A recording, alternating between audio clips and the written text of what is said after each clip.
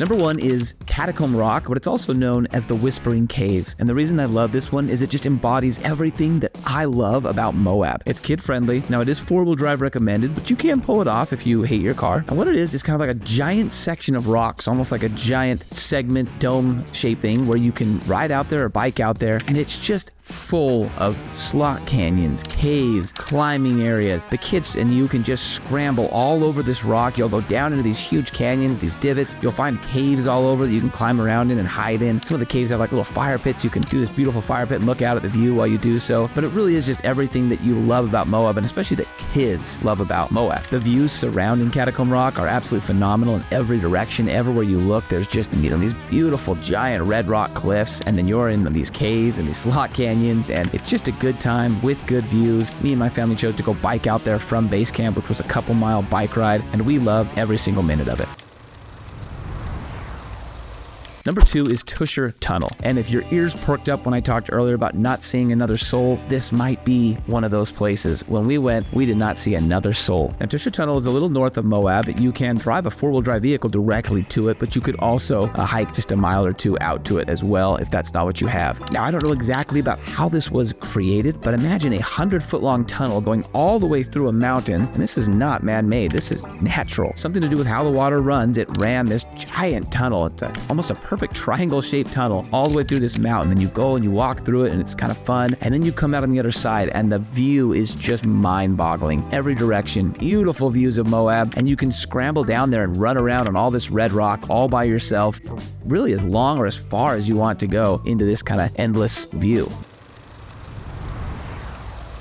Number 3 you may have heard of. It is one of the more common ones, but I think it's essential to experience it, and that's the Slick Rock Bike Trail. This is just a few minutes from downtown Moab. It does cost $10, but what it is imagine 13 miles of pure slick rock, which is that red hard rock in Moab, and you bike or dirt bike across the entire thing. It does have a 2-mile, they call it a practice loop, I call it a kid loop, and you can go and ride just up and down on these beautiful red rock trails. As you get further along, the view gets better and better and better, but if you can't handle 13 miles of biking, which many can, you can just experience it with this hour, maybe 2-hour, 2-mile practice loop. I will say this is a little bit more intense, but you can do it on an e-bike if you'd like. You can rent e-bikes in town and do it. You can bring your own bikes. I think this is a must-do experience when you're in Moab. It's one of my top 3 things that I do every time I go down there, and everyone I bring absolutely loves it.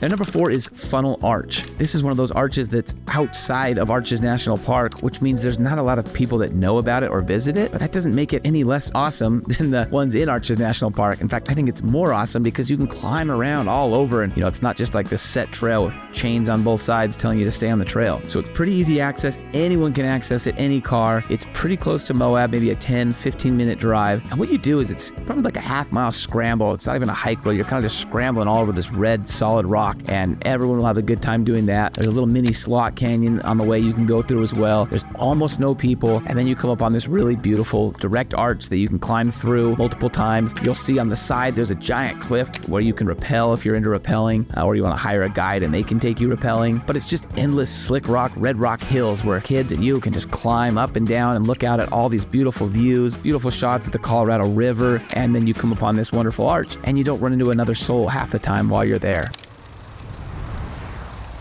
Number 5 is called Base Camp. This is kind of a unique one, a little different. It's about a 45-minute drive from Moab, and you probably want four-wheel drive to get there, but once again, you don't have to have it. And what this is someone went far down Hurrah Pass Road, which is a dirt road that's well known in Moab, and way out there in the middle of nowhere, they built kind of like a little mini, I don't want to call it a resort because it's definitely not that ritzy, but they built a couple houses and you can go stay in them, and they've got water and a heat and all that fun stuff. But what they really did that's unique is they built this frisbee golf course across this entire, I think it's 20, 30, 40 acre plot of land. So you can go there, and it's one of the funnest ways to experience Moab. You're just climbing all over this red rock, this hard rock, into all these cool views and things like that. And as you're doing it, you're playing frisbee. You're playing frisbee golf. So they have a full 18-hole course. I'm not a huge frisbee golfer, but it's well renowned in the world of frisbee golf. Totally legit. And you can do this with kids. Bring your kid. They love throwing the frisbees and climbing all over and try to find them. And it's really just an awesome way to experience this beautiful area as you climb all over over it and play frisbee golf. There's also multiple ways to access the Colorado River directly from base camp, and the views you will get there are absolutely phenomenal. We brought our bikes. They have bike trails, so you kind of bike all over, you frisbee. We stayed there for 2 nights, but you don't have to do that. You'll just feel kind of part of the Moab scene when you're there. It's just an incredible place.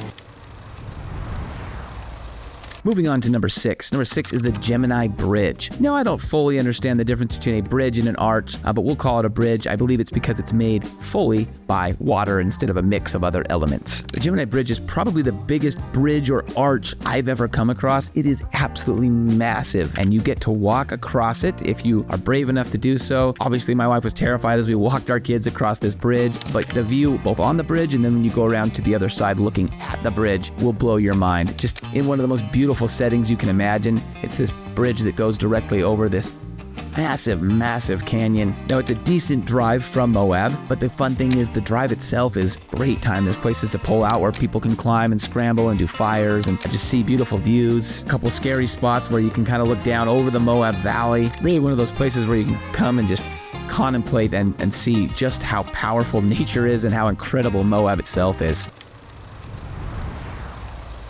And we're going to round this out with one more arch, and that is Longbow Arch. This is one of my favorites because it's really easy to access. It's a really easy 2-mile round-trip hike. You're going to see an incredible display of petroglyphs near the beginning of that hike, and you're going to get to do a lot of scrambling through some fun Moab dust as well as some beautiful hard red rock. Now, when you get to the end, there's this cool arch. You can climb right up to it, climb all around. Again, we're not going for the arches vibe where they're kind of controlling you a little more. This is just pure freedom, climbing, scrambling, and the hike itself is a fun time as well. My favorite part is where the kids got to climb up this, 4 or 5 rungs of a ladder that they've hammered into the side of the cliff right here, and you climb up to the next level and continue on the hike. Now, I will say, don't do this too close tonight. We ended up out there far past dark, still had a great time, still made it back. Wouldn't recommend it, but you can drive right to this trailhead on a hard road, do it in any car you could possibly imagine, and enjoy it in a couple hours.